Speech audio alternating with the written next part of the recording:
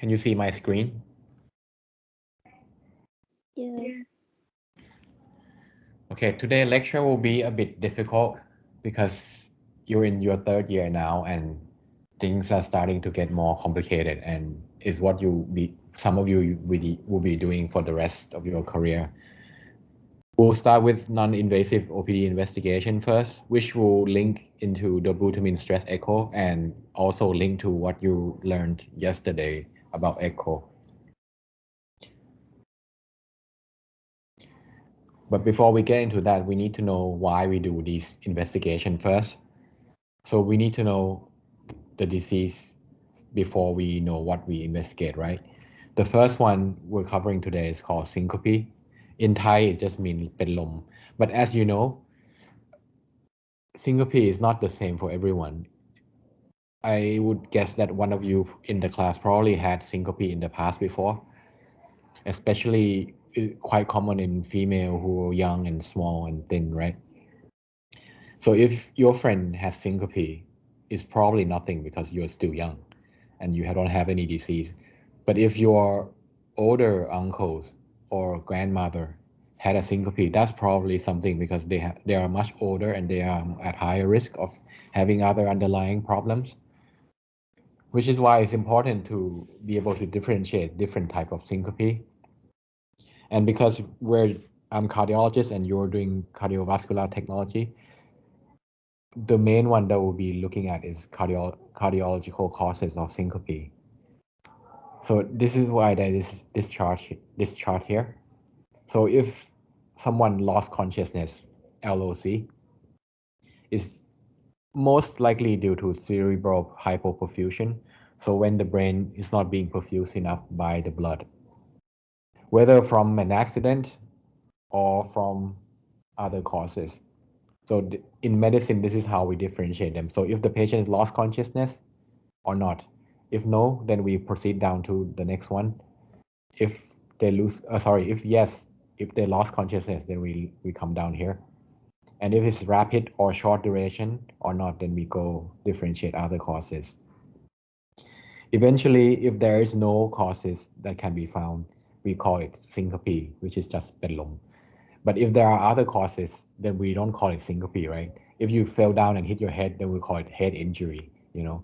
If you have brain tumor, then we call it brain tumor, and not because you just have a syncope. And yeah, like I mentioned, it must not be due to other causes that can be found. Also, if you're drunk or if you take drugs and then you lost consciousness, that's not syncope either. That's just you being drunk or being high.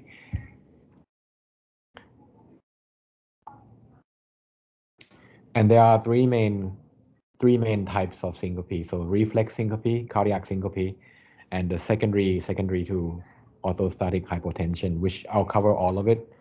But as you can see here, each one of them also have many different causes under them. You won't have to know all of this, but you just need to know the three main causes.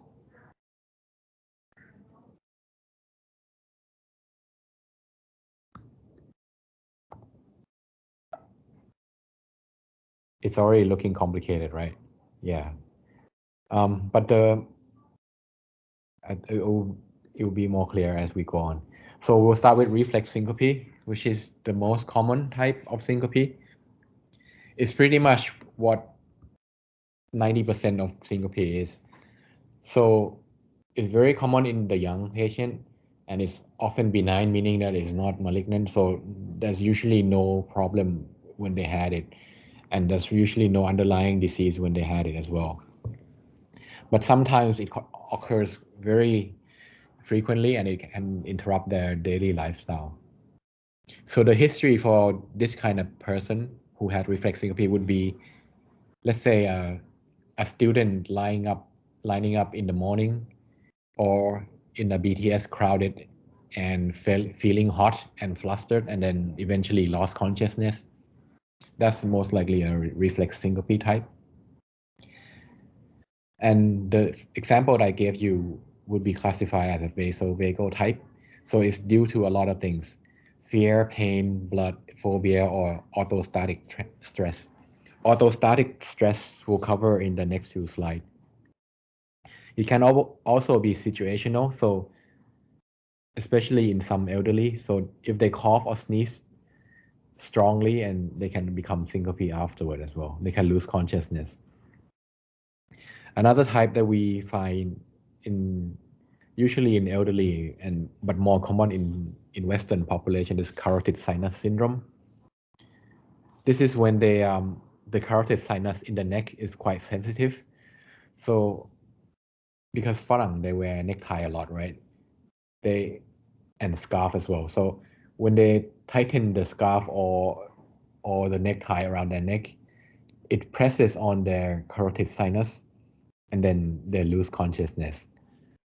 And then that's because the carotid sinus is too sensitive.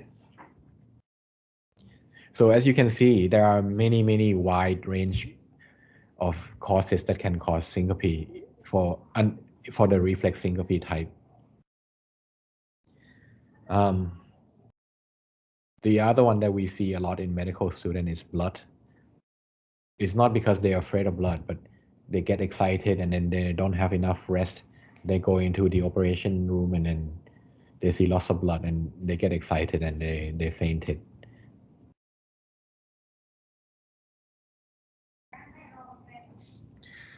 So because it's so common, meaning that it should not be too dangerous, there are many causes again and many factors that can contribute to it.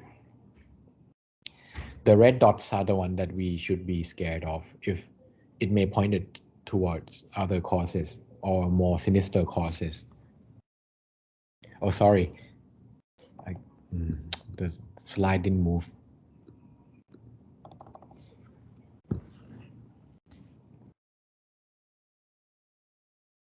Okay, the slide didn't move, but never mind. So there are many type of presentation for reflex type syncope. Neurally mediated syncope is the same as reflex syncope. As I mentioned, there should not be any underlying disease, and sometimes they have many syncope before, so recurrent, and it's usually triggered by other sensory problem, like not problem, sorry, sensory input like sight, sound, smell, or pain. And prolonged standing can cause dehydration as well. So because when they're standing for a long time, gravity pulls the blood down into the legs. So not enough blood is circulating around to the brain sometimes, and then they become fainted again. Another symptom that they describe is nausea vomiting. So they feel nauseous and before they lose consciousness. Carotid sinus I mentioned. So the red dots are the one that is quite specific to reflex or neurally mediated syncope.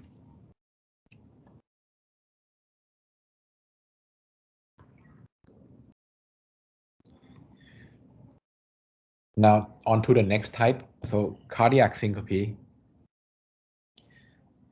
This is usually more problematic because it means that they have underlying heart disease. It's not going to be safe to have this kind of syncope anymore. And it's the second commonest cause of syncope. And of course, because it's heart disease, so it's more common in elderly population. And most often, cardiac syncope is due to arrhythmia, whether bradycardia or tachycardia, meaning it's either too slow or too fast. When they're going too slow, not enough blood is being pumped to the brain, so they lose consciousness. When it's too fast, they cannot pump the blood fast enough to the brain, and they also become fainted. There are other causes as well, so like cardiac valvular disease, which you'll learn more and more, myocardial infarction, which I taught you last year, and cardiomyopathy and stuff that you'll learn later in the year. Pericardial disease, I think. Have I taught you? Maybe not. Maybe in next term or something.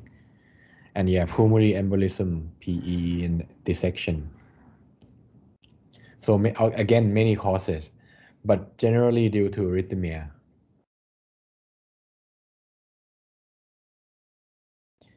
And to do this investigation, so for the echo stuff will be on the structural side, right? For this lecture, it will be about the arrhythmia causes. Now, there are many types of arrhythmia, as you know, and there are many presentations on EKG as well. We should ask the patient about if they have any heart disease that they know of. Sometimes they do and they didn't tell you. And ask them about whether they have family history of heart disease or anyone who dies suddenly in the family due to heart disease. In Thailand, this is quite prevalent actually in Isan area. You know, the patient will say it's Lai Tai, which is Brugada syndrome.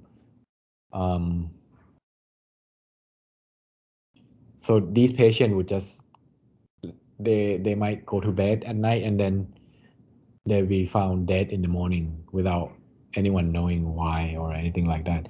And this is usually due to arrhythmia while they're sleeping. Yeah, some of them might describe the symptom as having palpitation, so something rapid heartbeat in the chest before they feel faint.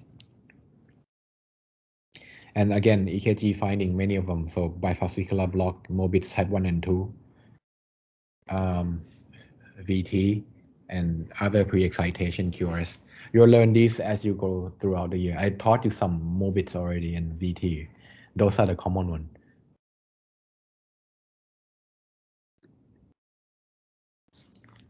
And the next type is orthostatic hypotension, also very common, and is usually benign as well, so less dangerous. This is orthostatic, means when you're standing up still, and hypotension means low BP. So similar to what I mentioned earlier, if you stand for a long time, eventually your blood will be pulled down in your legs and your heart needs to do a lot of work to pump it to the brain. If you're dehydrated, then the heart needs to do more work to pump the volume in the blood to the brain, right? And as you stand longer and longer, the more and more blood are being pulled, right? So in some people, they are more sensitive to cerebral hypoperfusion, so they would faint. But then there are also people who cannot maintain their autonomic tone. Let's say in patient who has bad diabetes or other diseases like Parkinson's syndrome, multiple system atrophy. So normally when your blood are being pulled to the legs, your body is detecting that not enough blood is getting to the brain through the carotid sinus area. So the brain will tell the heart to pump the blood stronger and faster, therefore increasing the heart rate, right, to pump the blood more. In these patients with autonomic failure, they cannot detect that, so the heart will not work faster and stronger. So eventually the brain loses perfusion and then they faint. And then again, so that's the autonomic failure. There are primary and secondary. Primary is, like I mentioned, secondary is diabetes, the commonest type. The rest of these are not very common. And then there are those who have normal autonomic function, but they've been taking drugs, whether medication prescribed by the doctors like diuretics or antidepressant, or they take their own drugs like alcohol, which can cause orthostatic hypotension as well. And eventually it's the same pathway, so the brain cannot be perfused properly and then they lose consciousness. Volume depletion is what I mentioned again. So hemorrhage and diarrhea, these are the history will be quite clear compared to other cases because they will tell you that they have diarrhea or they've been vomiting, or if they have stab wound, you would see that they have hemorrhage going on. So to recap, 3 main types, right? Reflex syncope, most common Very common in young people due to many causes, and can be any of the causes or combination of causes like fear and pain or scared of blood, and other more rare like cough or sneeze post-exercise, and carotid sinus when being too sensitive. Cardiac syncope is almost always dangerous because it means that they have problem either due to arrhythmia or due to structural problem. And then autostatic, not as dangerous, but it means that they need some treatment as well.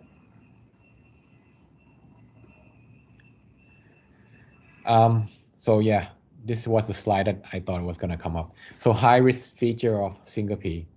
So not all syncope is dangerous like you just learned, but there are some symptoms that would point doctors toward area to think more of dangerous causes.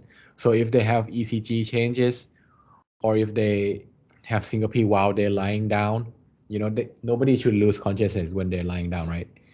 Sleeping is not syncope, so it shouldn't happen.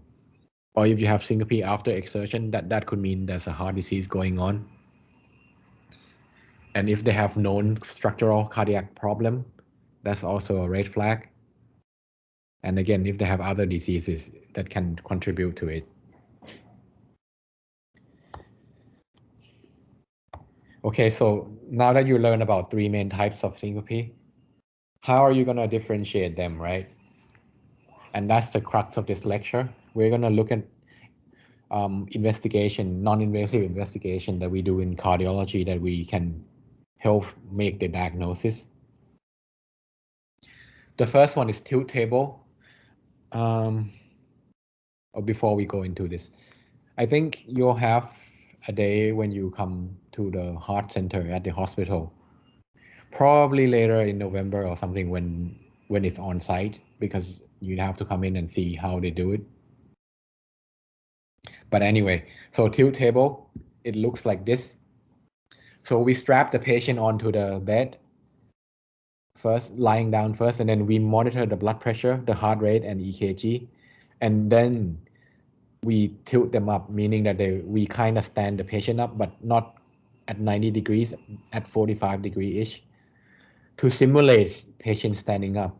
And again, we'll be monitoring everything to see if there's any changes in blood pressure or any change in electrical conduction of the heart. We use these in cases that we suspect that there are other things going on and not just a normal type of syncope. So if the history is not clear and the patient is old, then we will sometimes send them for this. So in patients with recurrent syncope, so they have syncope many times already, and in a high risk situation, so if they were doing exercise or something and then they lose consciousness, basically high risk situation, right? Like now. And to confirm diagnosis of reflex syncope, tilt table is very useful for confirming reflex syncope and orthostatic hypotension, basically. So that if you suspect reflex or orthostatic type, then we can do tilt table.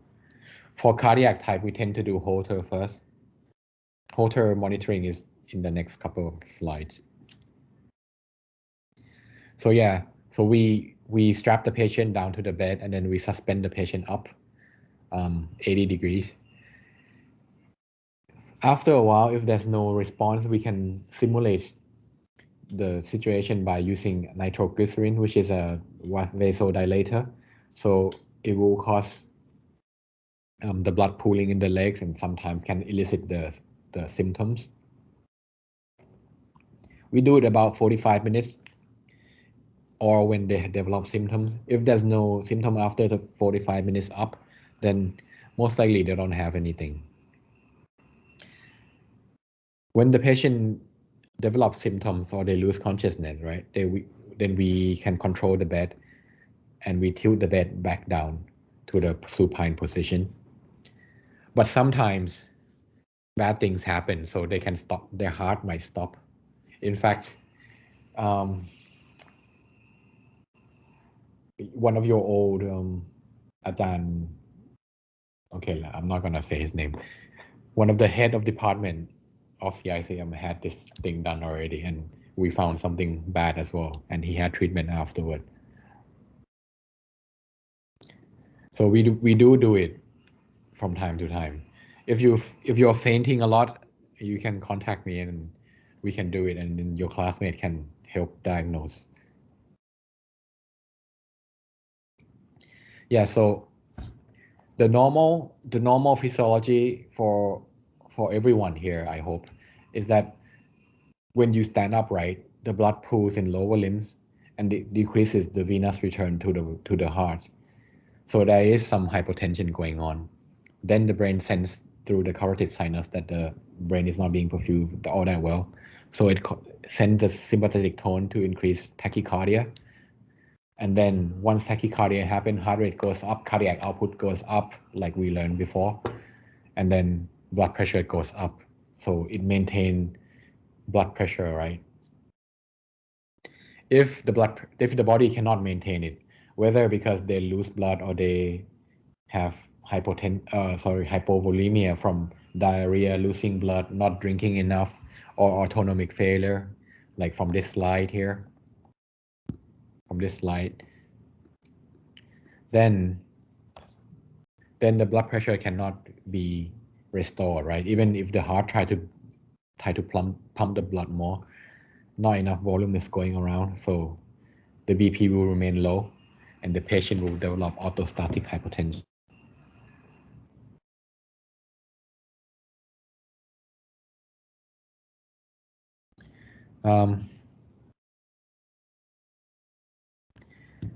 And for the other causes, if this one will be more clear when we show the test, I guess.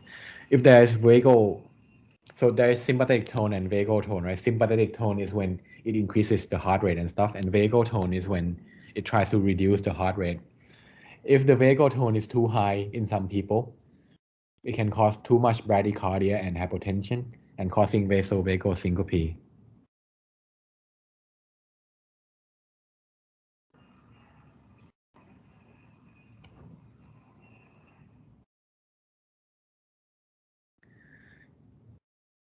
And if there is any other heart problem, then we might see on the EKG as well.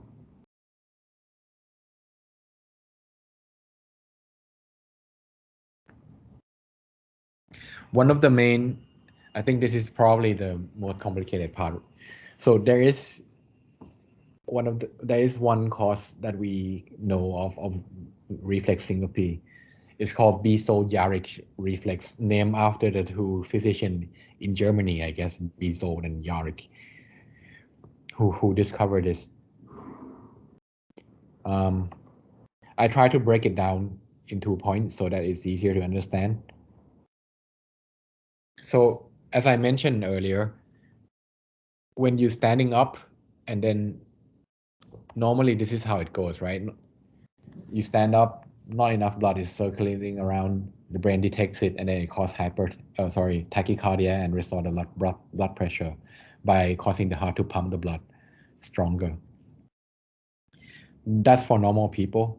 But in some people, they are more sensitive to nervous tone. And if they happen to be dehydrated and they have reduced circulating volume, dehydration, losing water, like diarrhea, or if they lose blood somewhere, if they donated blood before or something like that, then when this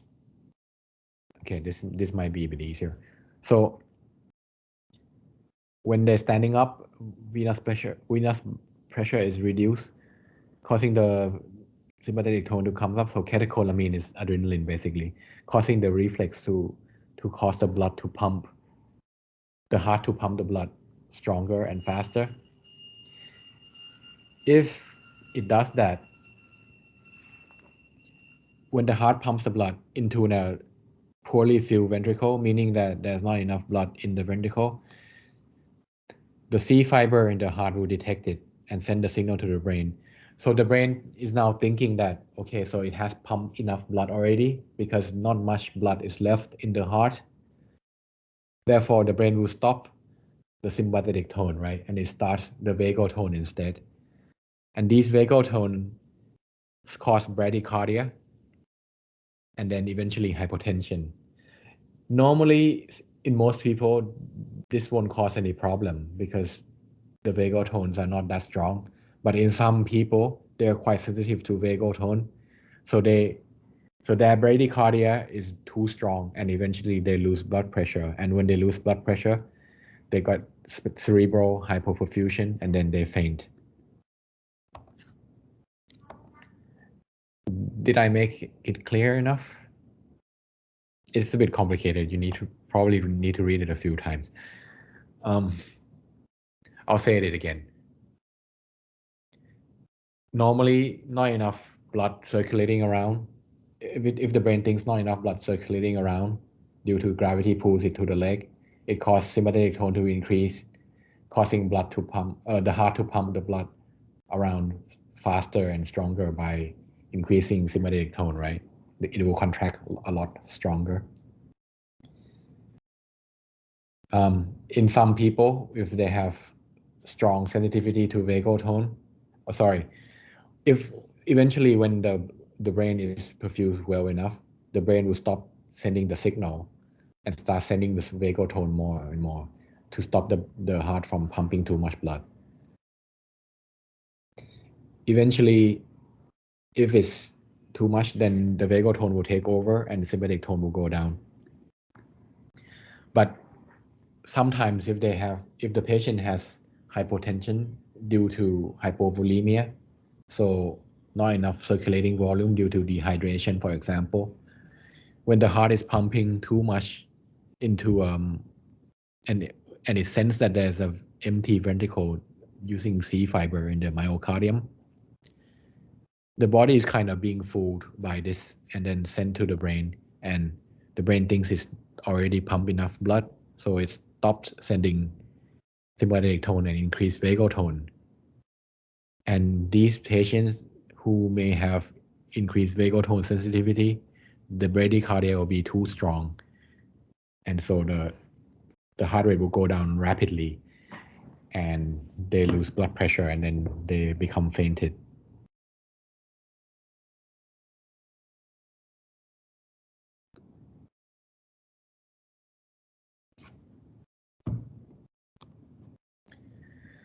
So yeah. So now that we know the pathophysiology stuff, we're gonna go down into the tests and how to interpret it itself. There are a few types. So type 1 is mixed. Don't worry about that yet. So type 2 is cardio-inhibitory with or without asystole. And type 3 is vasodepressor. Vasodepressor means blood pressure pretty much. And then there are some other things. Exception type 1 is due to not enough heart rate after tilting, but it's usually due to other problem, like if they have heart problem or if they're taking medication. And exception type 2 is postural tachycardia syndrome, which is when the heart rate goes too high than it should. We'll come back to this slide and it will be a bit more clear. So this is what the graph we plot out when we do the tilt table. So as the patient stand, right, this is time, and then we monitor the heart rate. Also, we have EKG, but for the most part, we look at this first. This is for normal people. There might be some low blood pressure at first because we're standing for a long time, and then eventually the body will compensate it, and it will come to near normal level. And when the body compensates for low blood pressure, it compensates by increasing the heart rate, like I mentioned. And then it may remain high for a little bit and then will be normal again. Now for this patient, as you can see here, there is not much heart rate changes, right? And blood pressure just rapidly dropping constantly. What do you think that is?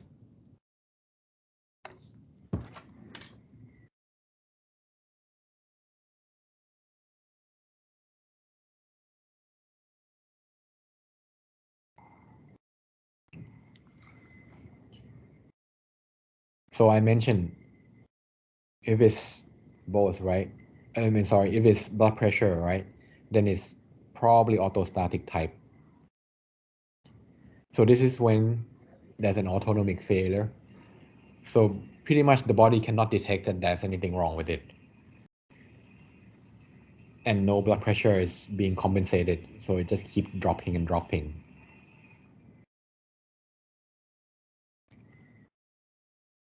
Again, this one is normal. Now this time, heart rate goes rapidly up, all the way up, way beyond normal level. Normally, it won't go more than 100 something, 100 and 120. This on goes all the way to 140, which is completely abnormal. This is that exception that I showed you. So excessive in heart rate above 130 from the beginning throughout tilting process. It's not, we see it from time to time, it's not that common.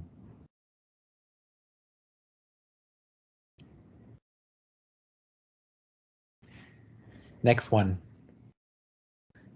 You want to have a guess? So for this one, again, blood pressure drops down rapidly. And no compensation as well. Reflex Syncope. Maybe. Yes, well done. So it tries to a little bit, but it's not doing much. Now, some of you will ask, so why is this, compare this one to this one?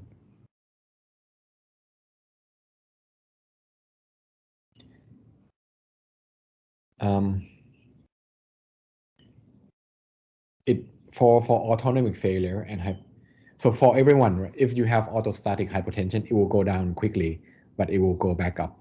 But for autonomic failure, it just constantly keep going down because there's no compensation at all. For reflex syncope, there is some compensation along the way, and then it kind of not do it anymore.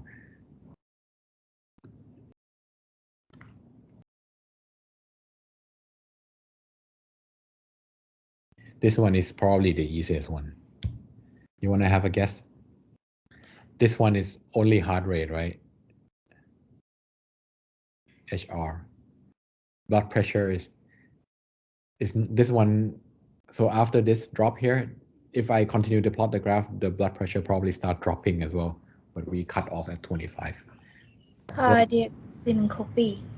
Yes, so cardio inhibitory. So there are two types, one with asystole and one without asystole, right? But for this graph, we cannot tell because 0 is down here. It could be reaching 0. So definitely cardio inhibitory.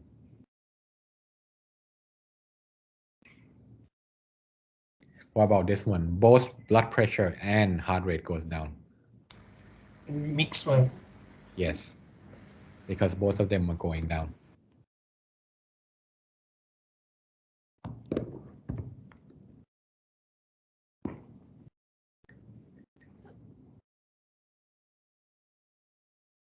So we came back to that slide. Mix is probably the easiest because both of them go down. If the heart rate goes down only, then it's cardio inhibitory. If BP drops only, it's probably vasodepressor. If it's a massive drop, then it's probably autonomic failure with orthostatic or something. And if it's heart rate instead going right up all the way above 130, then it's postural orthostatic tachycardia syndrome.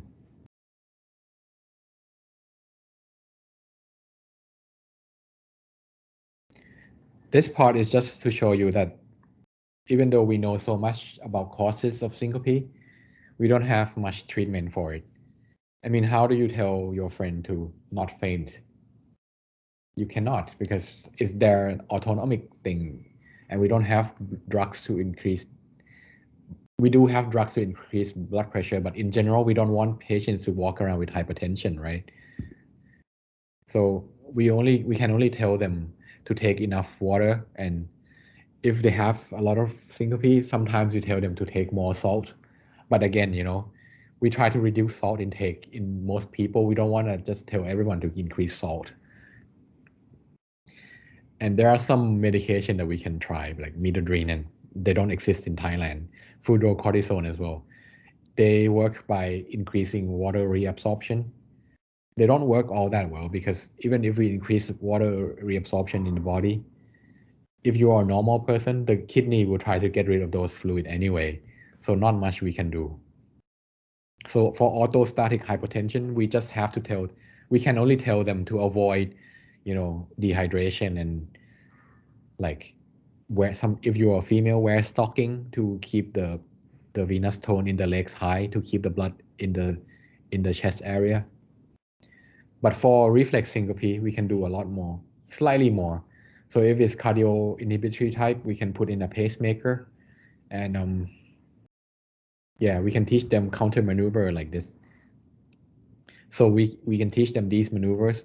So we can tell them if they start to feel faint, like palpitation in the chest, sweating and stuff, they can lean against the wall and flex against the wall to increase the tone in the legs. Leg crossing or squatting works the same way. So when you squat, more blood is received back into the heart and to the brain, right? So they won't faint. If they're at home, they can just lie down and it will be fine. Another one is arm tensing to increase the vascular tone in the body. So it's kind of like flexing your muscle to keep the blood in the circulating volume in the body. It works, but not all the time. I had a patient who came with syncope. The emergency department sent up to cardiology, and I didn't need to do any tests because the history was quite clear. So he was about like 40 something, and I asked him what he does for work, and he sells som tam, and he has to be on his feet the whole day, and it gets dehydrated and stuff, and he fainted a few times. So all I can tell him is to sit down while he does som tam. And sometimes it feels like I'm not doing anything, but that's the only thing I could do. I also taught him about squat and stuff, but don't know if he does it. He hasn't been back, so I guess he's fine.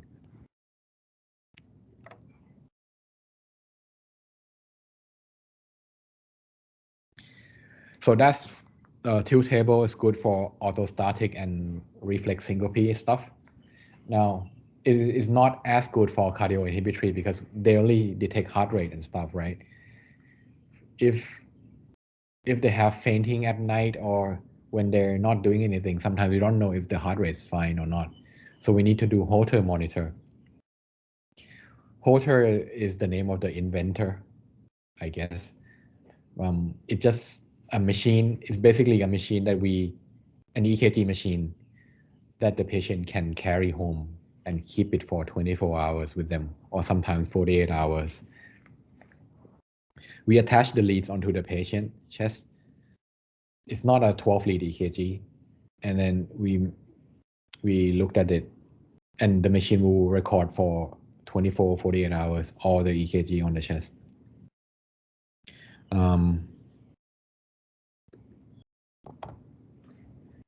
So most Holter machine can do 24 to 48 hours. But if the patient has symptoms that is not very frequent, so let's say if they have symptoms every week or every 2 weeks, then Holter may not be able to catch it, right? Because we only monitor for 1 to 2 days. So they would need longer monitoring, like external loop recorder. This one is kind of like your the car camera in the dash cam. So if you have a dash cam camera in your car, it keeps recording everything whenever you drive, right? But when you have an accident, it will record that area and keep it there without being deleted. That's the same as external loop recorder. So it will keep monitoring your heart over and over. And if nothing happens, it will keep deleting the old one and keep recording a new one. Then if the patient has let's say palpitation, arrhythmia, or symptoms like fainting, they can press the button and then it will keep the EKG data for that time.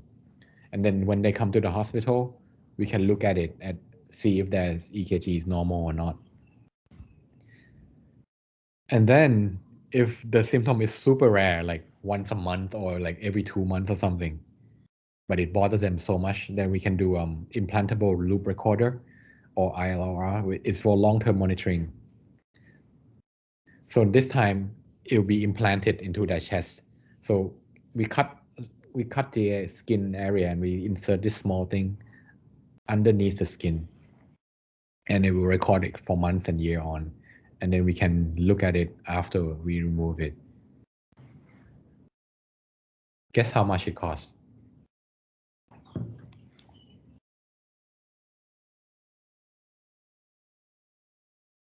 Just guess, it's fine. It's not an exam. One what? 1 million. No way, it's too expensive. What? That's 100,000, at least 100,000 baht. 20,000. No, 100,000 baht. For Holter monitoring, each time we do it, it costs the patient about 3,000 baht each time. So it's a lot. It's a lot cheaper. We can do Holter what?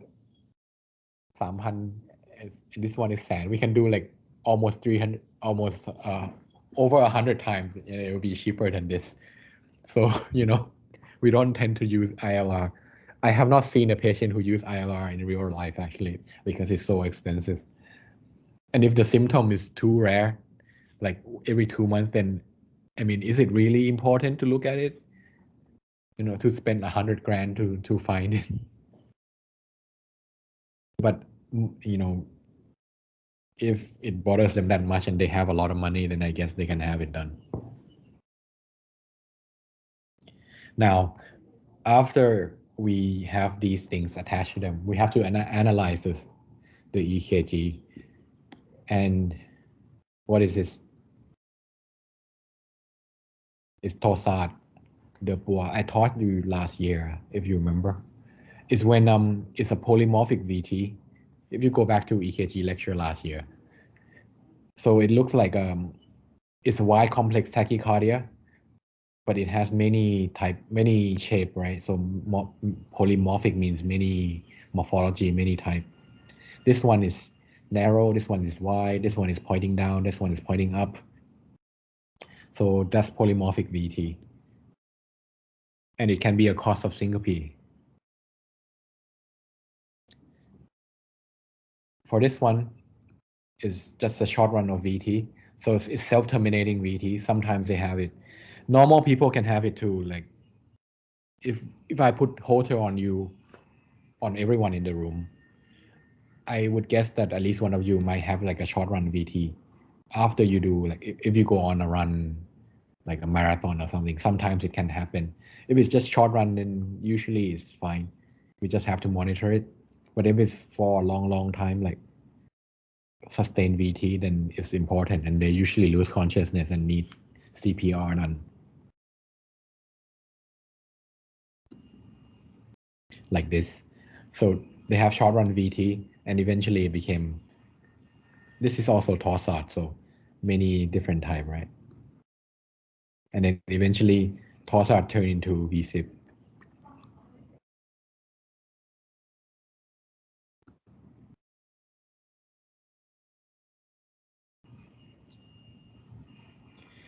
So those are the tachycardia type.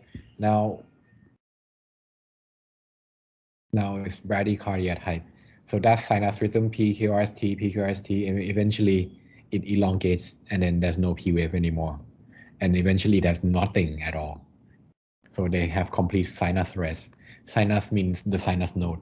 Arrest is stopped. So sinus node is not sending any signals down. So there's no heartbeat at all.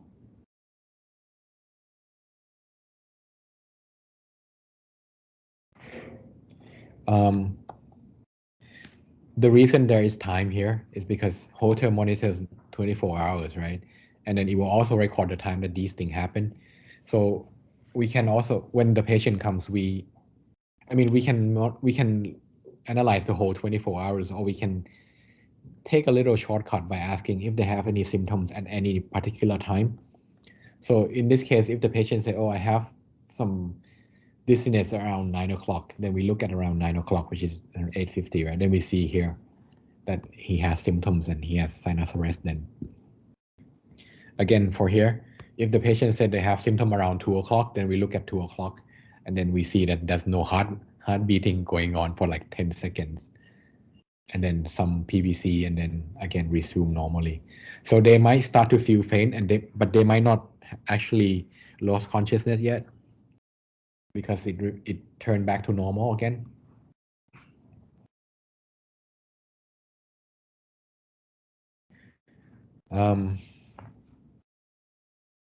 How long do you think the body can go on without heartbeat before they lose consciousness? Not dead, just losing consciousness, the brain. 5 minutes. 5 or 6 minutes. You think it's in minutes?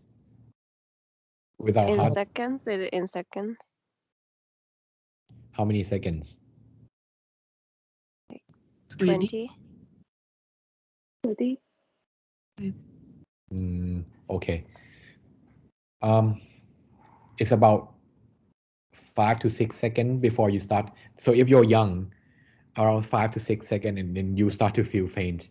หน้ามืดแบบ you feel like completely หน้ามืด, and then I don't know if anyone actually fainted before. It will feel like that, and then you'll faint. Longer than 6 seconds, and then you'll faint. The minutes that your friend mentioned, 5 minutes is when your brain is dead already. Yes, Achan, I answered according to that perspective. Like blood supply to the oxygen delivery to the brain. I think you got it from my CPR lecture. That's Yes, when the brain dies. Yeah. So after the heart stopped beating for about 5-6 seconds, you'll faint to the floor. And then if it keeps getting longer and longer, then your heart and your brain starts to die. 5 minutes and your brain starts to die completely. But of course, there are people, this is not a CPR lecture. People do come back from having cardiac arrest. And that's the importance of doing CPR, because you're pumping the blood to the brain for them.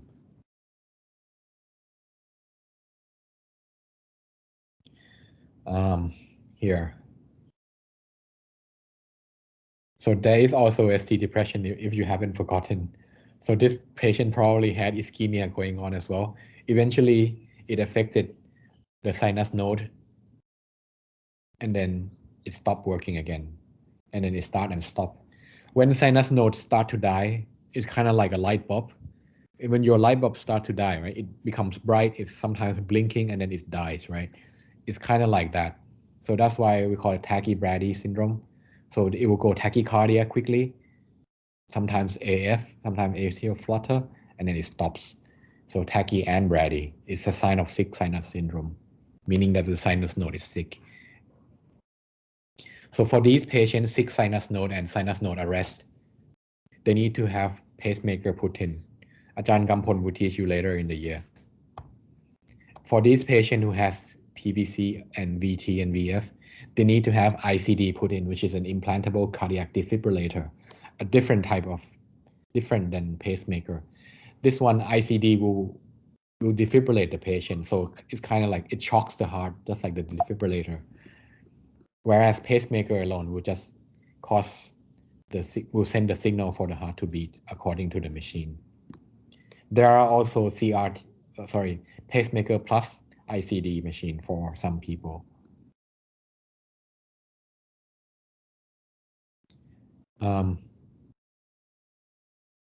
This one, so narrow complex tachycardia.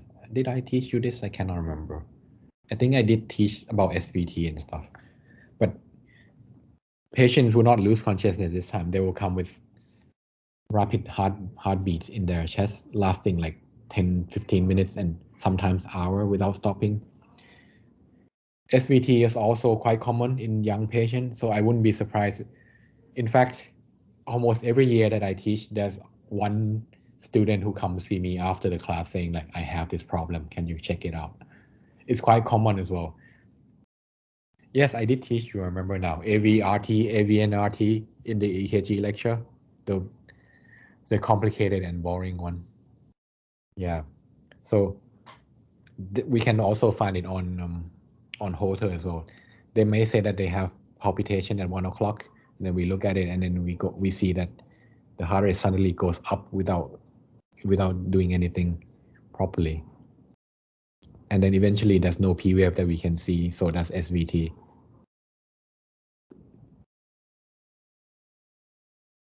And then there are heart blocks. Again, there are 3 main types. So just briefly, so first degree AV block is most common and can be found in elderly or people taking beta blockers. P wave is longer and longer. No, sorry, P wave is long, but it's not longer, and the heart beats constantly. Second degree Mobis 1 and Mobis 2.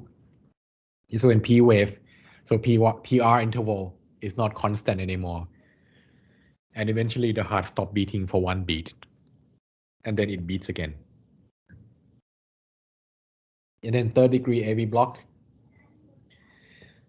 sinus node and ventricular contraction is not related to each other anymore. So it beats out of sync in each other. So P wave do not follow by QRS, and sometimes QRS come before P wave. So it's chaotic. For B and C, they need to have pacemaker put in. Type first degree AV block is fine. We can leave it alone. For more information, you can look back on your lecture last year. Any questions so far? Probably later. All right, so the last part of this lecture is EST, or exercise stress test. The other name for it is treadmill test. So we put the patient on a treadmill like this. I thought I have more pictures.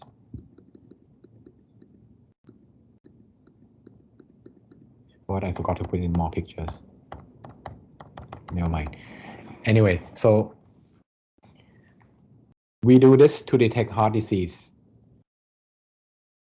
And it's usually to detect if their angina is real or not, if their angina or unstable angina is getting worse and worse or not. So if the patient comes in with chest pain, angina, chest pain that we learned, we can check if it's severe by having them do the exercise, right, to induce more work for the heart and increase oxygen demand from the body to cause the heart to beat faster and stronger. And then we monitor EKG to see if there is ischemia going on.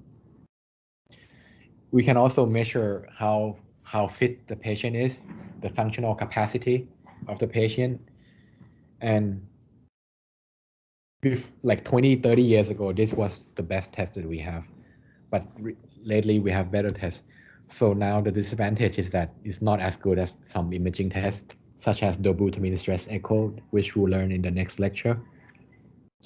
But in general, this one is quite cheap and very easy to do. So in a lot of hospitals, we do this first, just to make sure that the patient has heart disease or they sometimes don't have it.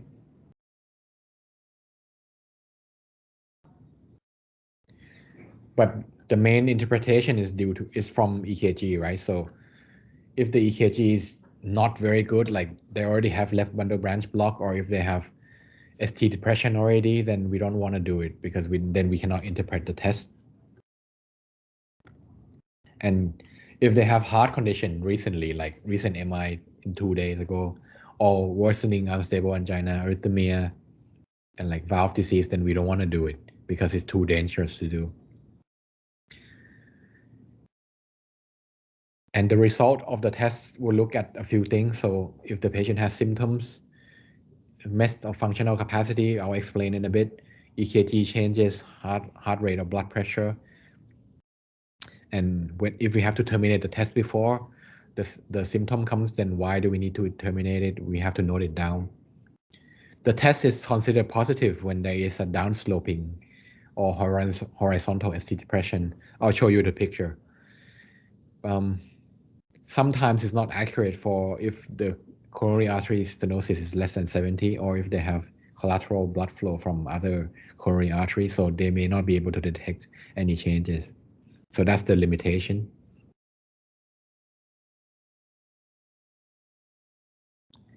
Normally, when everyone exercises, the heart rate goes up, of course. When the heart rate goes up, the stroke volume and cardiac output also goes up. And more blood pumps into the artery, so more arterial pressure goes up. Therefore, the blood pressure goes up, right? It's basic stuff.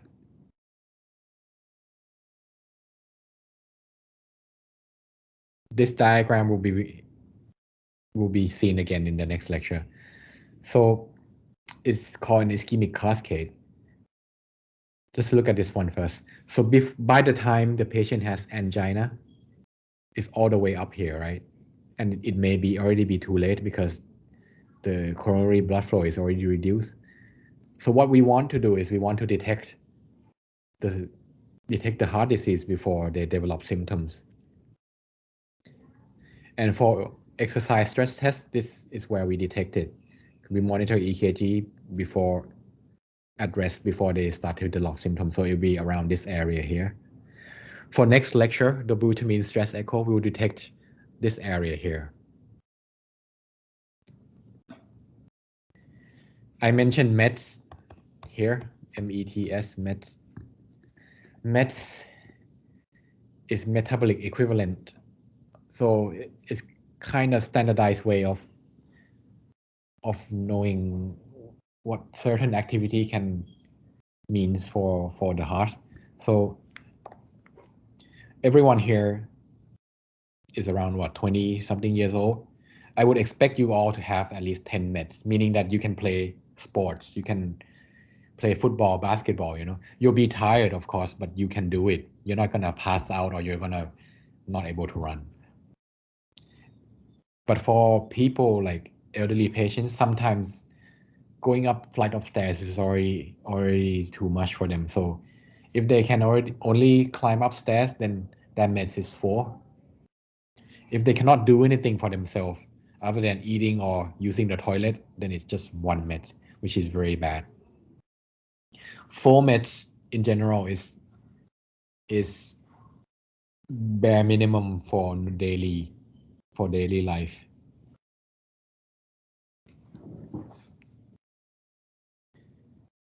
And there's a calculation for it. You can do it with yourself. So if you're 21,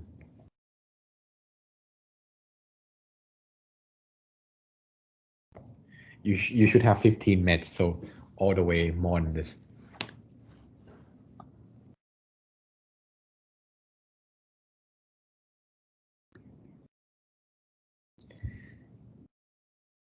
So why are we looking at it?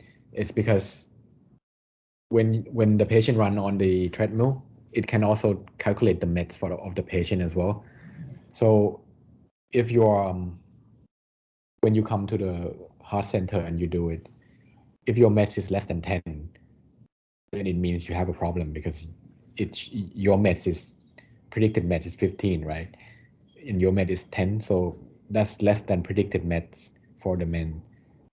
That means you probably have something else going on in your body.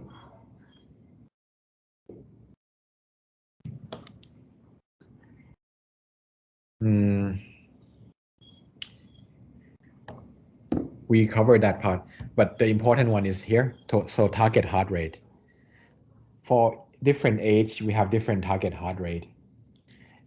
If some of you probably, I don't know if you're like a health type people, there are a lot of people who likes to run nowadays and like proper running marathon and like doing zone exercise. So they need to maintain their heart rate in zone 2 and 3 to lose weight.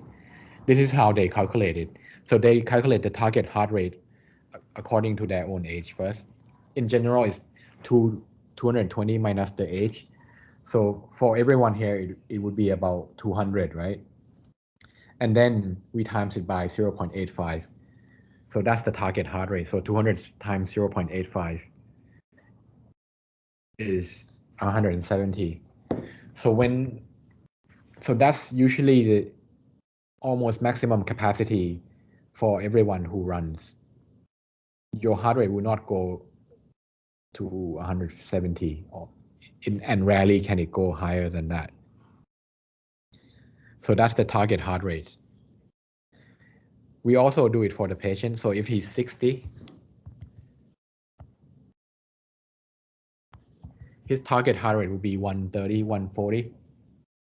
So if he can do that, then we can say that he's kind of fit, right? Because he can do it, he can reach his target heart rate. But if there's some caveat here, if he reaches too fast, then he's not fit. But we'll go through that in a bit.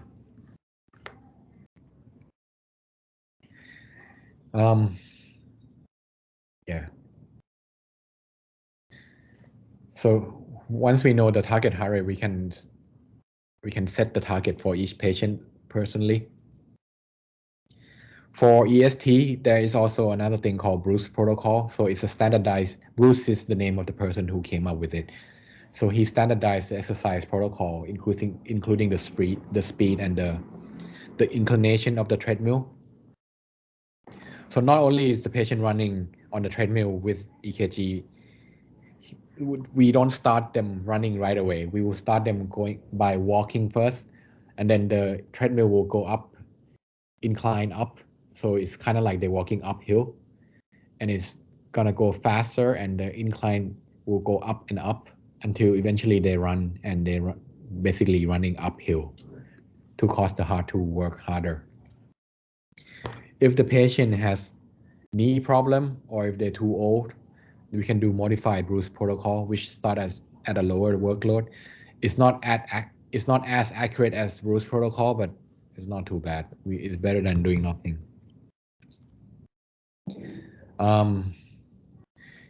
Each protocol, each stage is about 3 minutes,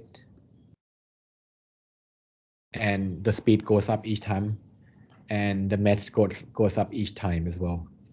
In general, most patients will stop at around med 3. If they can reach stage 3 without having any symptoms, then most likely they're okay, because that's pretty much almost running. And in order to say that the test is complete, they must be able to reach 85% predicted heart rate. Some patients are on medication before, so like beta blockers, which slow down the heart rate. So we ask them to stop it before coming to the test, and also wear sport shoes or clothing.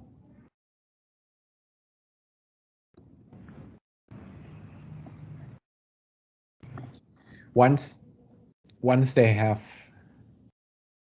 all the tests done, we can calculate the Duke treadmill score.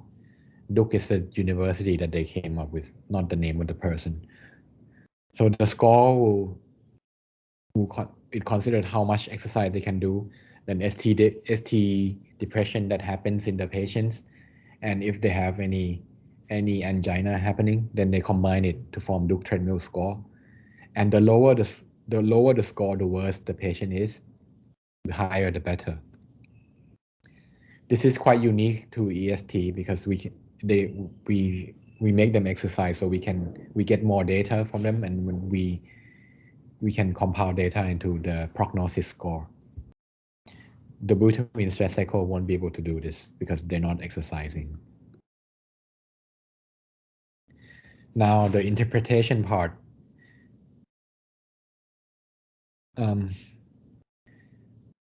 So when they exercise, we monitor their EKG. There are many types of ST depression. So, and it's downsloping, upsloping, and horizontal, like over here. And then upsloping is over here. If your heart rate goes up to like 120, 130, there would be some ST depression, but it will be upsloping. This is normal physiologic change because the heart rate is going so fast that repolarization is catching up to the heart rate. So there will be some ST depression, but it's be upsloping. Upsloping means the angle here, as you can see, is going up, right? It goes down and then it's slanted up. So that's normal. However, if they have heart disease, and also if you look back in your ACS lecture from last year, ST depression in ACS MI is usually horizontal or downsloping like this. This is pathologic, meaning that it's diseased. So it's not normal to have ST depression that goes down like this. So downsloping is the opposite of upsloping. So it's down here and then it's downslope down here. It points downward. Whereas here it points upward, as you can see.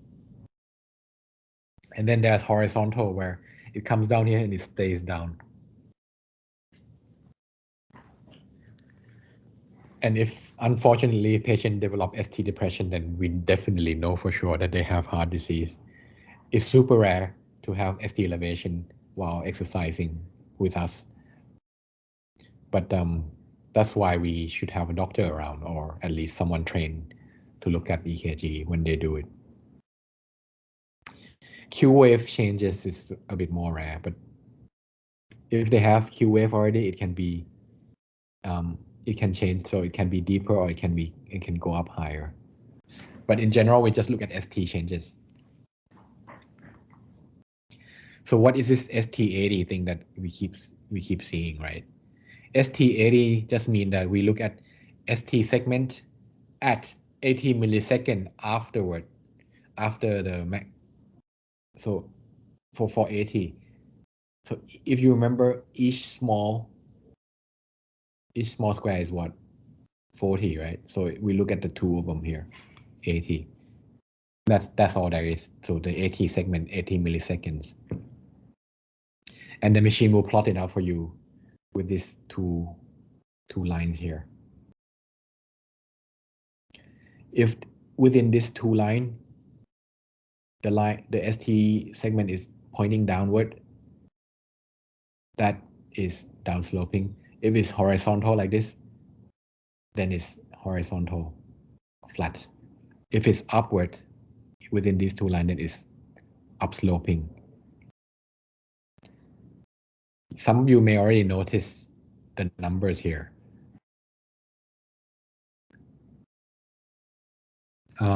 Okay, we'll go through the number. Hang on. Is there more example? Yes, there is more example.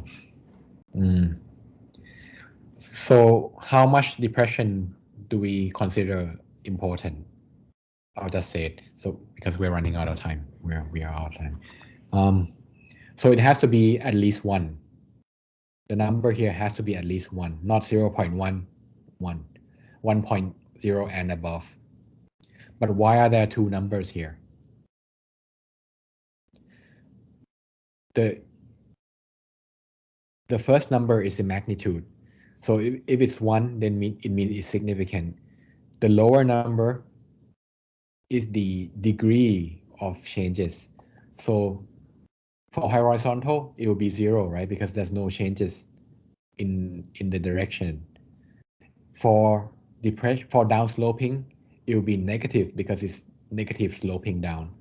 For upsloping, it will be positive right here. It will go up. So that's 2.1. So it goes up by 2.1. This one goes up, no, sorry, downslope by 0.8. And for this patient, the top number is more than 1. And so it means that it's significant. And if it's negative 0.8, it means it's downsloping. So this patient definitely has significant downsloping ST depression. Again, for this patient, the top number is more than 1, meaning that it's significant. But the second number is 0.0, meaning they have horizontal. So it's significant horizontal ST depression. Is there a significant upsloping ST depression? Yeah, but it means normal, right? So it doesn't really matter if it's upsloping. So if it's 2.3, the top number is 2, more than 1 is significant, and the lower number is 1.4, meaning it's upsloping. So that's fine. That's normal changes.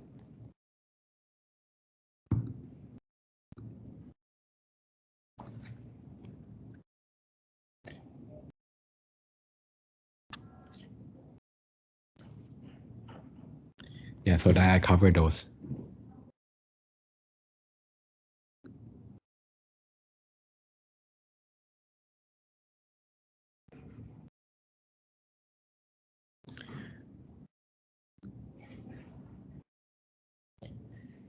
So yeah, now that we know how to interpret it, I kind of mentioned this already. So if 10 meds, then it's very good.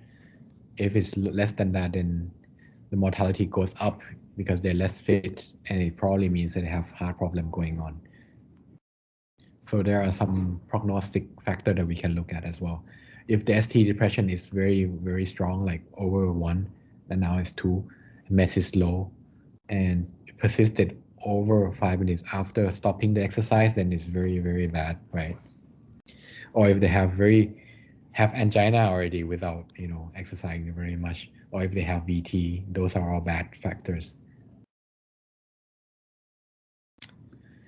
Yeah, so that's it for the first lecture. We'll take 5 minutes break for the next one.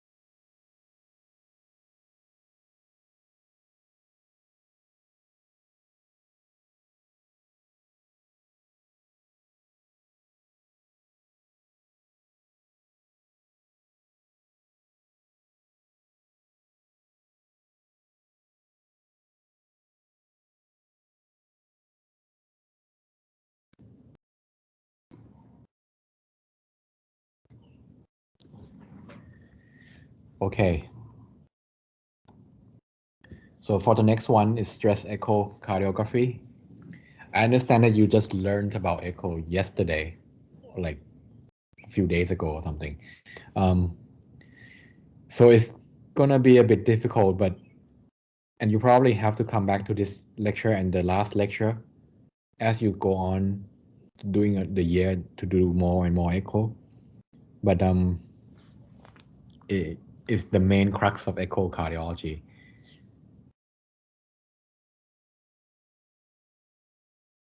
So yesterday you learned about echo, right? But this time it's echo, but it's under stress. Stress just means that the heart is doing something that is strenuous. So we put a lot of stress on the heart by making the patient exercise, or sometimes we use drugs like dobutamine to cause the heart to exercise. And it's more accurate than EST because we're looking at the heart directly.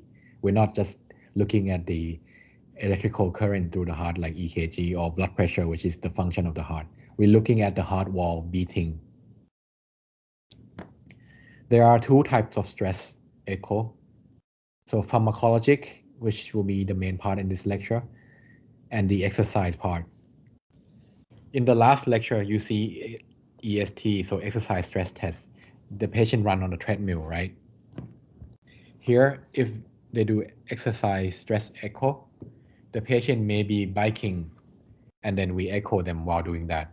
Or if some people, they don't have bike and they want the patient to exercise, they can run while the other person echo, which is a bit ridiculous and nobody does that. But it can happen, maybe happened in the past. But most of the time, if you start doing echo, you know that it's difficult to do echo to get good pictures, even when they're lying down. So we don't want them to be exercising if we can help with it. That's why they started to use pharmacologic agent like dobutamine. So we give them drugs to cause the heart to beat faster to simulate the effect of doing exercise, even though they're just lying still. Exercise is a bit more preferred sometimes because it's a real physiologic change. So we can do functional assessment as well, but it's a lot harder to do quality image. So it's a trade-off between doing exercise echo and pharmacologic echo. When I said prefer, I mean in terms of physiologic changes. But in real life, nobody does that anymore. It's just all pharmacologic echo. The advantage is that it's cheaper than doing other stress type like stress cardiac MRI. Stress echo costs less than 10,000 baht. It's probably around, so normal echo costs the patient about 3,000 baht, same price as Holter. Stress echo, I think around 4,000 to 5,000 baht. Stress cardiac MRI costs 14,000 baht. So it's a lot more expensive for doing cardiac MRI and even more expensive for doing nuclear perfusion tests. So it's cheap and it's readily available and no radiation. But the disadvantage is, again, with echo, you need to be able to see the heart clearly. So if the patient is fat or like loss of breast tissue, then we cannot see it well.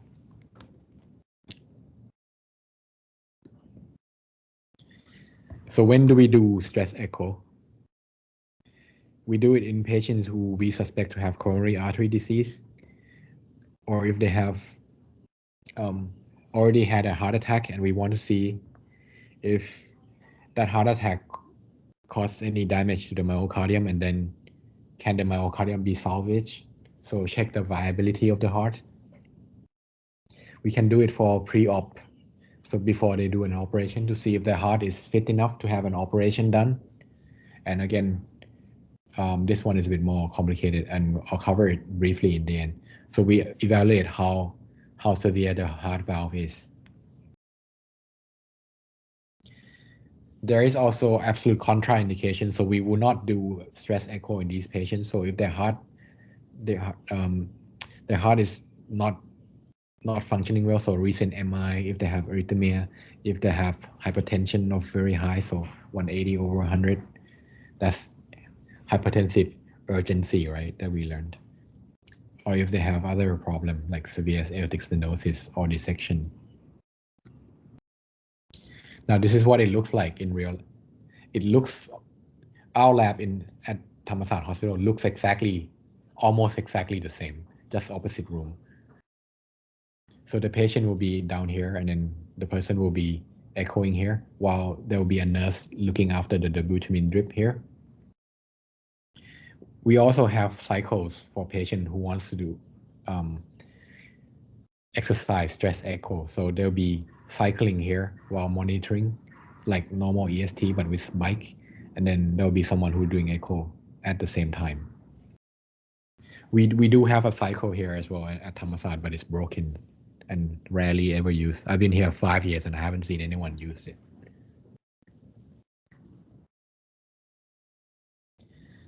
This is the sensitivity and specificity of diagnosing CAD using different kind of tests. As you can see here, so exercise ECG is EST. Sensitivity is about 50%, specificity is about 90%. Not that great. Compared to dobutamine stress echo, which is about 80 to 90%, which is echo is much more accurate, even though it cannot tell the functional capacity and stuff.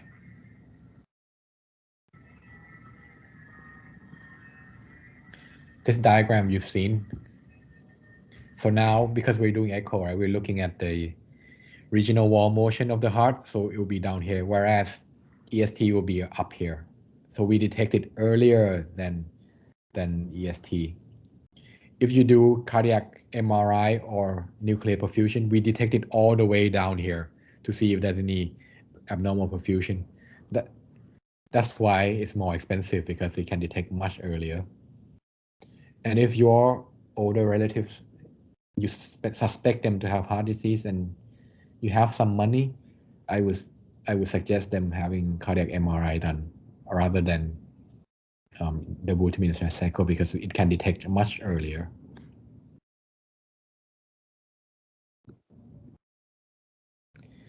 Before we start stressing patient, right, we need to make sure that they're okay and fit enough to do it, and we also have to prepare stuff for them, to monitor them. So of course there'll be one person doing the echo. It could be you or the doctor, the new nurse practitioner who knows CPR and who knows how to mix medication and stuff. Patients should not be eating before this, because in case they have a heart attack, then we can treat them rapidly. Stop beta blockers and blood pressure medication, because we need to look at their changes, right? And when we will continue to monitor all their vital signs and have defibrillator nearby in case they have heart attack.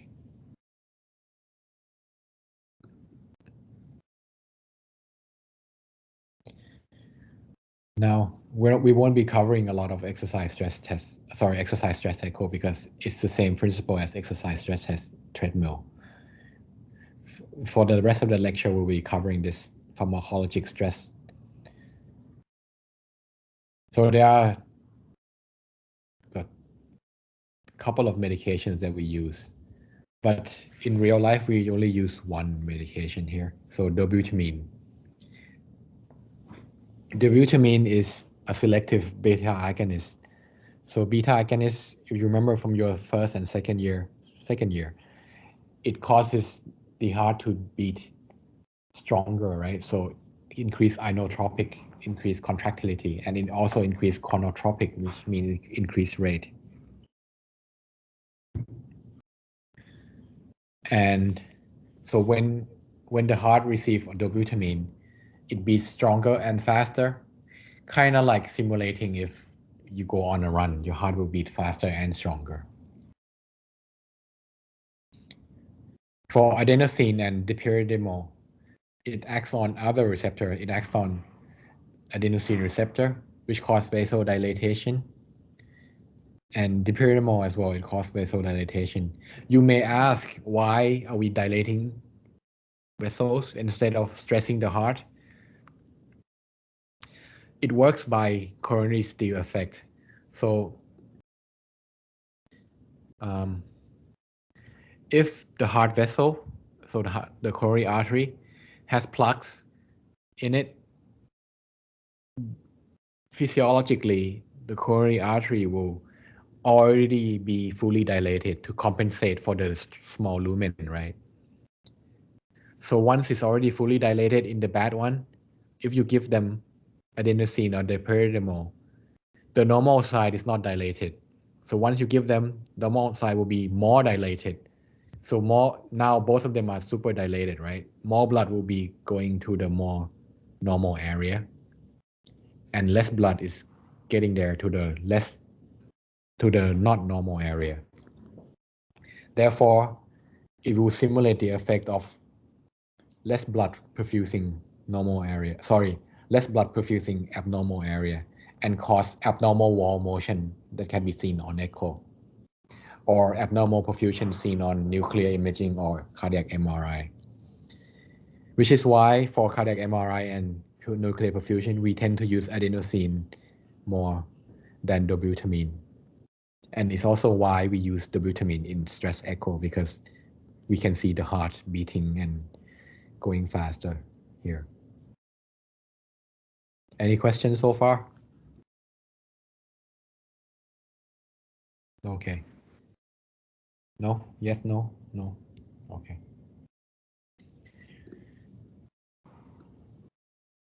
This is just to show what dobutamine does.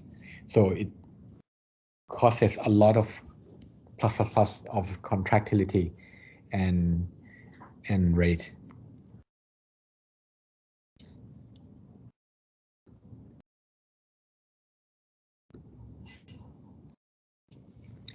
And of course, the medication, we're not just gonna give any dose. We have specified dose.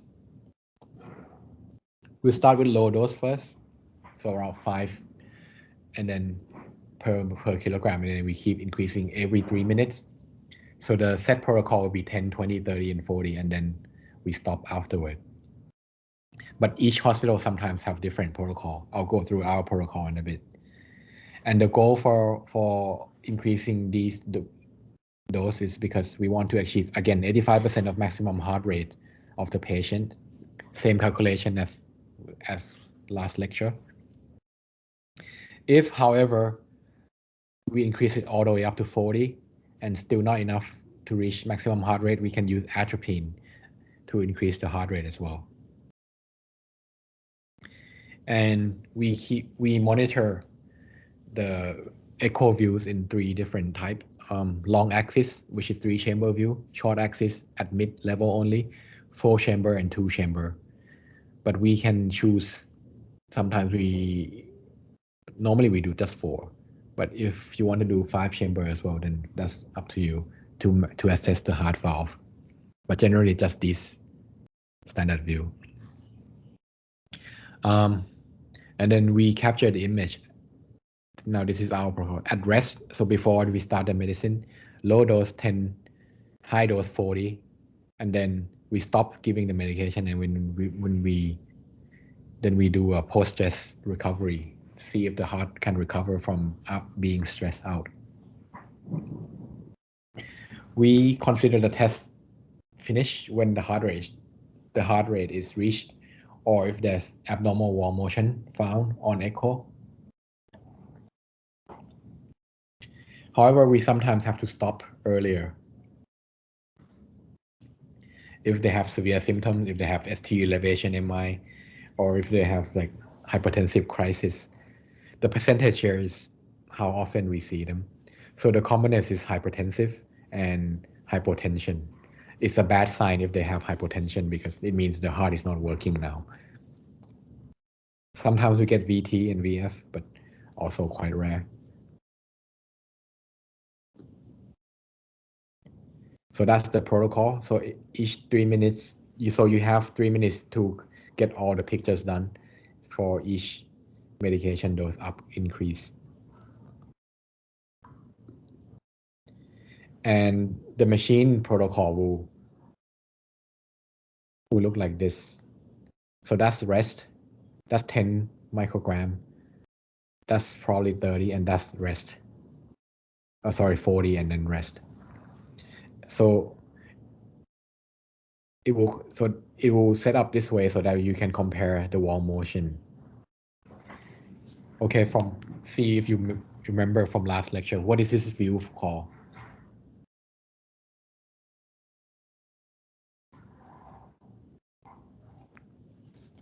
Parasternal long axis view. Yeah, well done. Parasternal long axis. So it's parasternal long axis view. So the main wall here is anteroseptal and inferolateral wall. Do you think there's anything wrong in these pictures?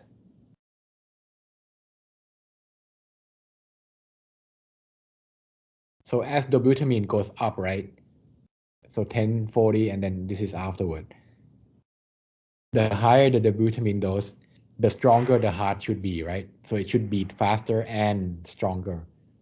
So that's normal response. If I give you dobutamine, your heart will look like this too. So that's normal. But I hope everyone can see that it's contracting stronger here. Black part is blood, right? So it contracts, pretty much getting rid of most of the blood in the ventricle. Whereas when it's normal, that's normal EFs around 60. So this is around like 70 something. So what about this view? It's circle now.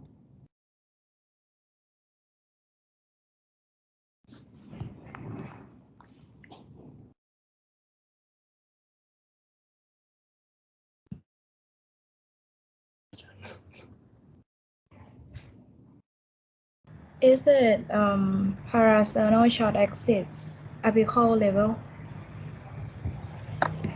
Yes, it's parasternal short axis, but it's at mid level because mid level has these two dots here, right? It's papillary muscle. So that's the landmark for mid level. For apex, it will be circle too. For short axis, it will be circle, but for apex, it will just be a small circle with no papillary muscle in it. And for basal level, you see a mitral valve movement.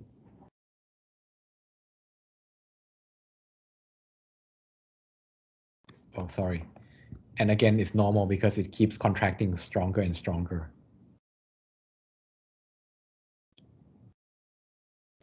I think Ajahn Umdao already told you. So normal echo setting, there are Mayo and non-Mayo. Have you heard of this? Mayo style and non-Mayo style, or ASE style. So for most of the world, and also Thammasat, we do non-Mayo, or the other name is ASE. So it's a standardized view that we use all over the world, except in America, in Mayo University, because they're a bit elitist people. They do their own view. Normally, left ventricle is on this side, right? But this is from Sri Raj when I was there. So they do Mayo view because the Ajahn there, they learn from Mayo. Left ventricle is on this side. So this is left ventricle here. Before we proceed, so I need to tell you that. But you can tell anyway because left ventricle is thicker than right ventricle. And then we go on to two chamber. Again, normal. So you know the views from yesterday and probably know a little bit about wall motion. Normal people is normal kinesia, so it should contract. And the heart should move and contract. The wall should thicken, usually about 5 millimeter excursion. It changes according to age and size and sex. If it's abnormal, there's a few things: hypokinesia, akinesia, dyskinesia. Hypokinesia is when wall thickening is less than 5 millimeter or less than about 30% of overall. It's an eye test, so you kind of guess how much. And then there's akinesia when it's not contracting at all. And dyskinesia is when it should be contracting inward, but it's moving outward. Tautokinesia is just slow, but rarely seen. There are some false negative findings that, so if it's elderly woman taking beta blockers, sometimes it looks like they have heart problem, but they don't, or sometimes they look like they don't have heart problem, but they do. It's just a small caveat, but rarely do we see it. The more important one is if they have collateral vessels. So if one coronary artery is blocked, but they're getting blood supply anyway from the other coronary artery using collateral vessels, then they might not have abnormal wall motion that can be seen. The rest of the lecture will be pictures, so don't fall asleep yet. Try to interpret it with me. So first patient, again, this is rest, 10, 40, and then post rest. Is this normal finding?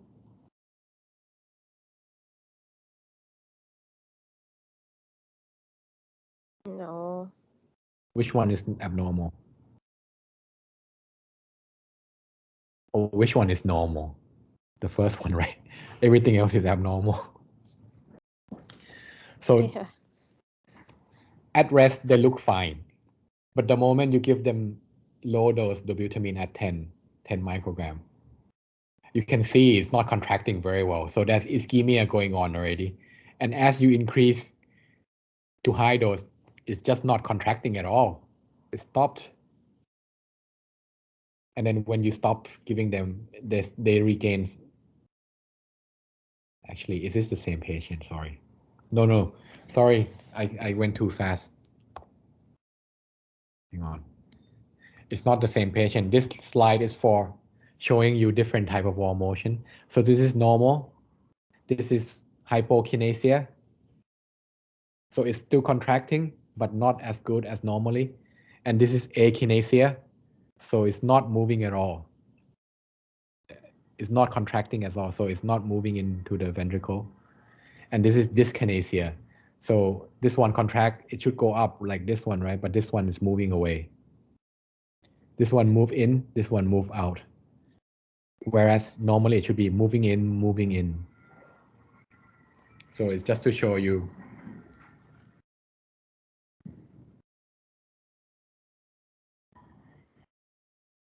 Everyone okay? You can all see it? All right.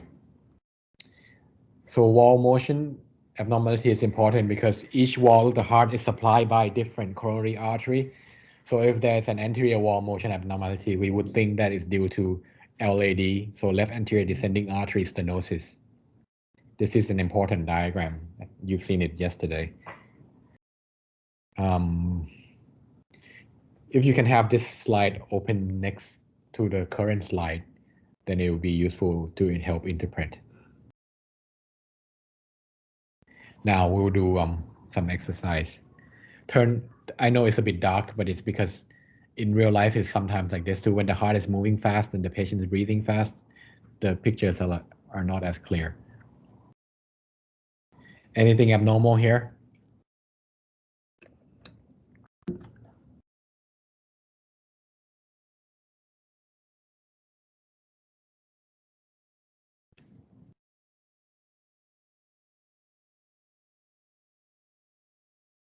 You can do it. Turn the screen brightness on. High.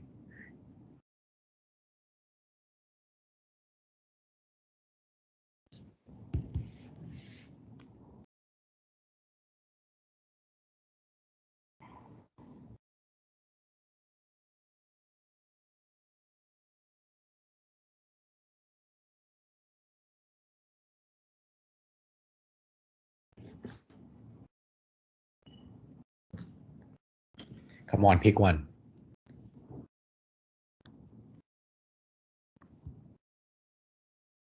It's like the last one doesn't contract very well.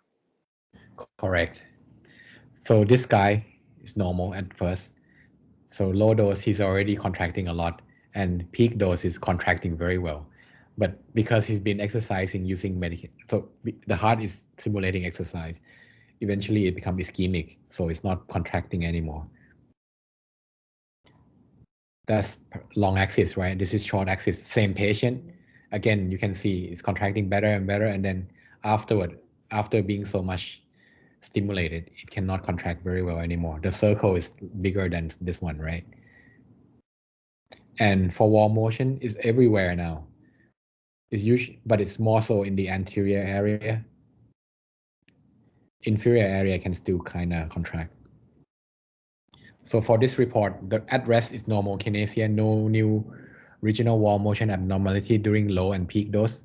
However, during recovery, there is hypokinesia, anteroseptum, anterior, anterolateral, and infralateral wall, which would indicate that there's an extensive myocardial ischemia in many coronary artery because it's LAD and lateral wall is left circumflex, right?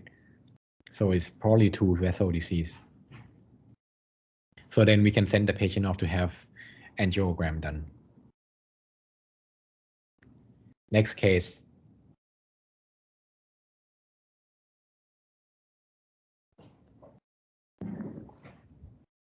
This one's slightly harder.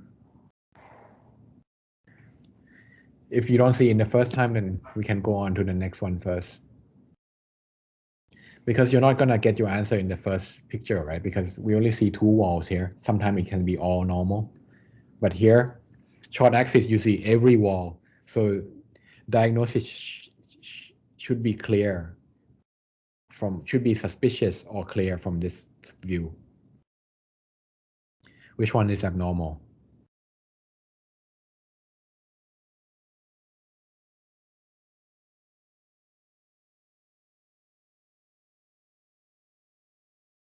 Okay, so do you think they all look the same? Just go by that first. Yes, Achan, every picture looking. Okay, that's fine. This is rest, right? You see every wall is moving in towards the black area.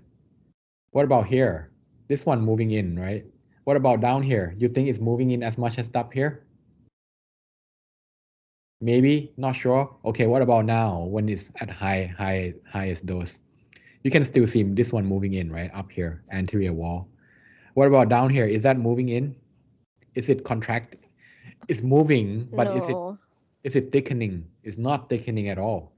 And then at rest, you can see up here, anterior is contracting in. So it's thickening. But down here, it's moving according to the heart, but it's not thickening at all.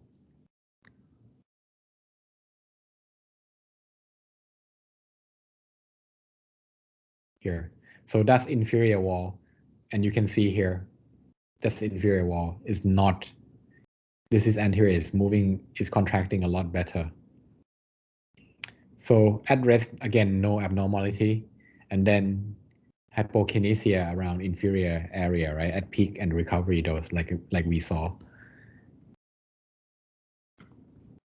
So again, also we can also compare chamber size as well. And so the impression is that there's coronary artery in the RCA territory. So right coronary artery supplying inferior area. And it's possibly many vessels due to the lateral wall involvement as well.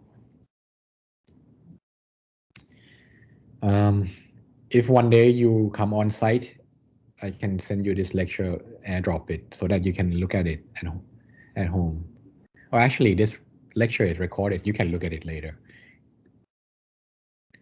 So yeah, those are the main findings and in interpretation. So when there's ischemia, there's usually reduced contractility. Now we go on to a little bit more complicated area. So if the heart wall is dead, it means it's not viable. Viable means wall motion should be able to improve when it's being stressed because more blood is being supplied to them, right? So they should get better. But if it's non-viable, it means it's not alive anymore. So if we take them out for having stent done in coronary artery angiogram and PCI done, the wall that is dead is unlikely to come back to life.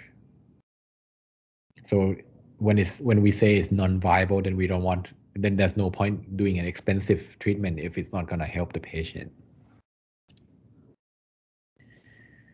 Viable and hibernating is similar. So hibernating means, so it's just sleeping. Hibernating is like those animals, like bears in the winter.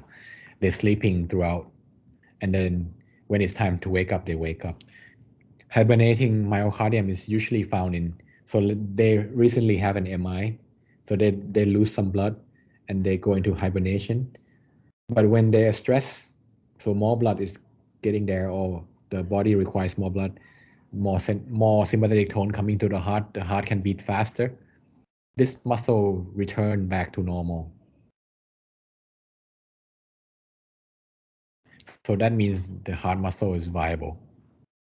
And then lastly, biphasic response means, so the heart looks normal at first, and then when we give them low dose, it beats better, it contracts better, but at high dose, it becomes worse again. So it's a sign of myocardium viability, and it should improve.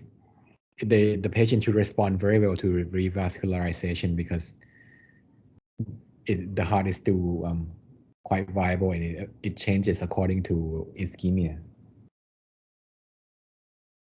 It'll be more clear when you see the pictures. So normal is normal, and then when you stress, it has abnormal wall motion. It becomes, meaning that it has ischemia. If akinesia and no stress changes, is non-viable. Akinesia and then you stress it and it becomes hypokinesia or normal, it means the heart is viable. That region is viable. That's the simplest way to summarize it.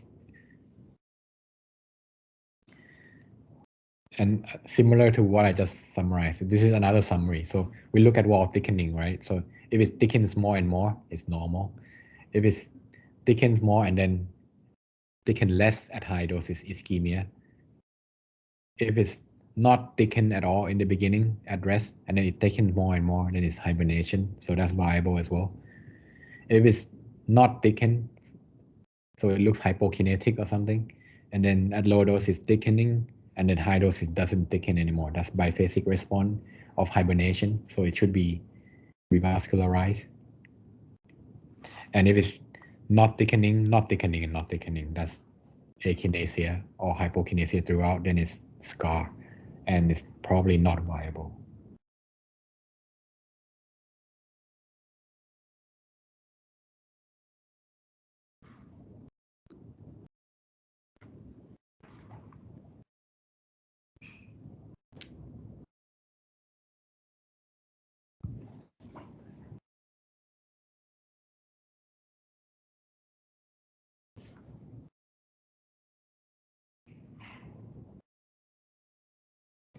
Anything abnormal?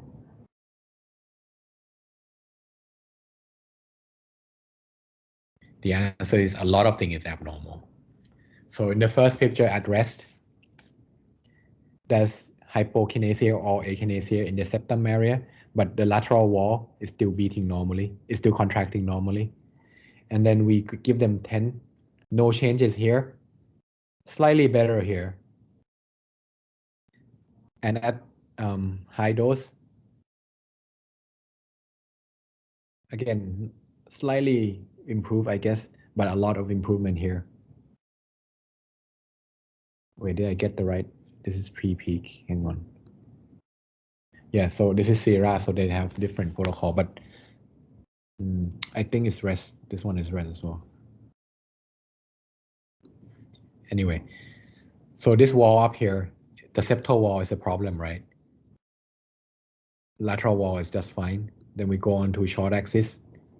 This one will give us more information because we can see all the wall here.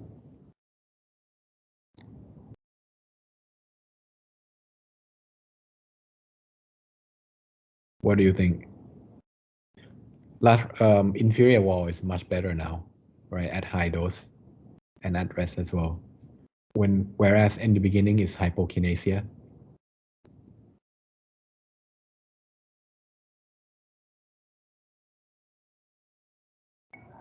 This is four chamber view and it's left ventricle.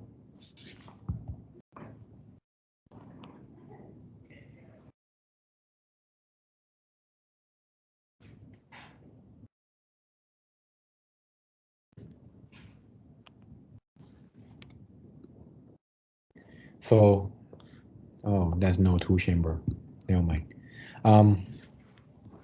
So there is global hypokinesia at first, but when you stress, when you give them some dobutamine, since low to high dose, it gets better,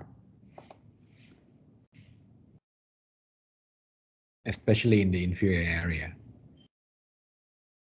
So that means the myocardium is still viable, and this patient has coronary artery disease. So once we know it's viable, we should send them to angiogram. A bit harder to see again.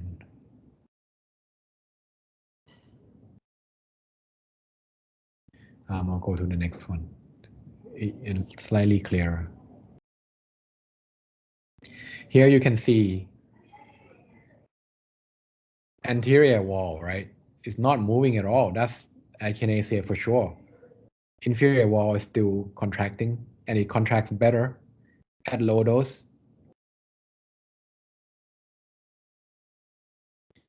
And at peak dose, okay, they changed it again. So this is peak dose now, and this is recovery.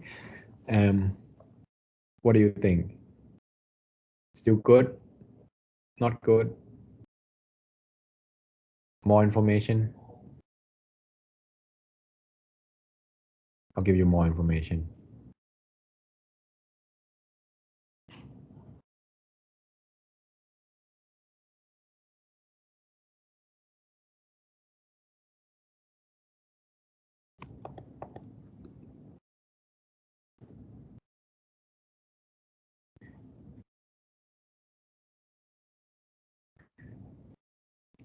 So the interior wall and anterior lateral wall, that is not moving at all, right?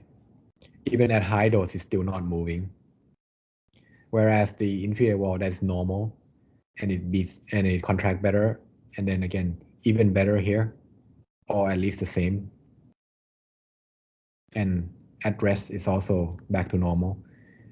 Compared to anterior wall is not moving at all, no matter how much you give them. So that means what? So that's akinesia, and akinesia.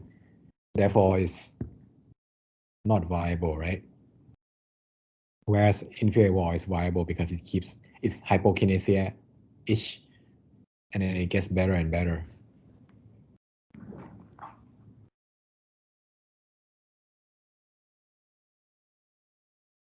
So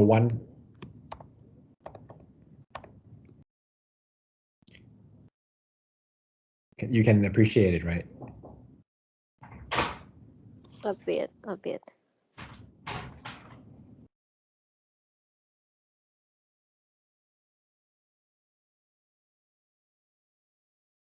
Yeah. It'll be more clear as you progress through your echo stuff. And to be honest, to do it accurately and interpret it accurately, it'll be around this time in your 4th year. So 1 year from now, you should be able to do it better. It's quite early on in your training, so it's going to be difficult, even if you're a cardiology fellow.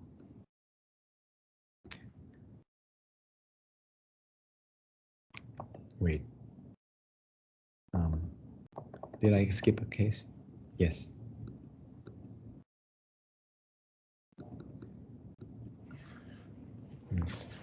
So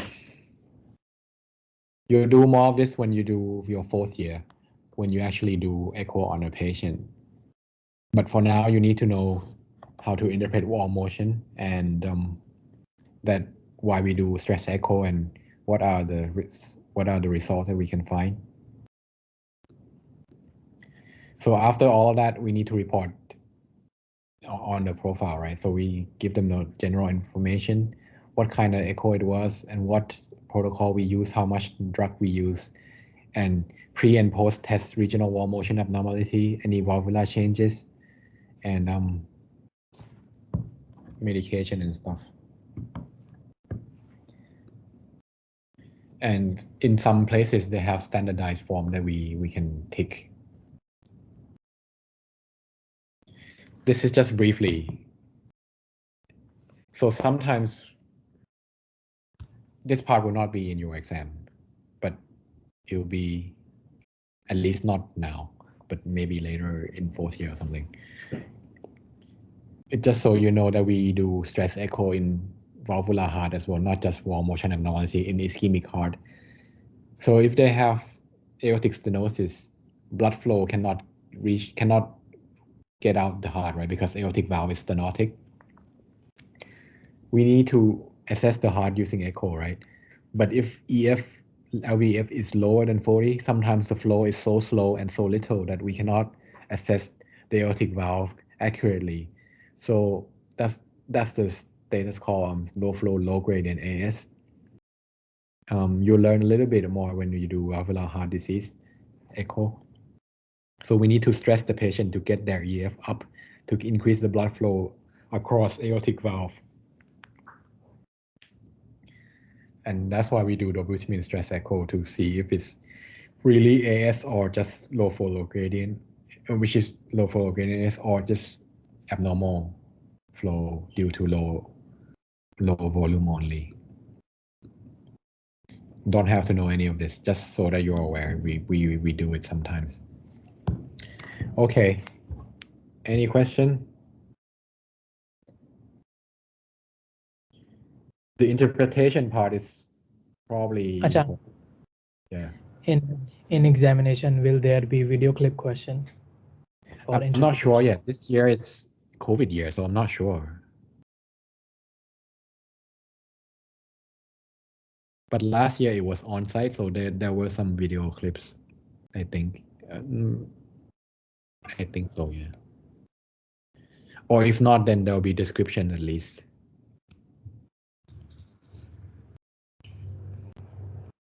Okay.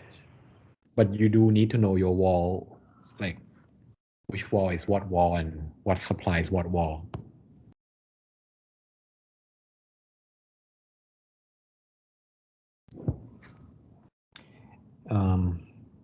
And for the first lecture, you don't need to know how to interpret those test results.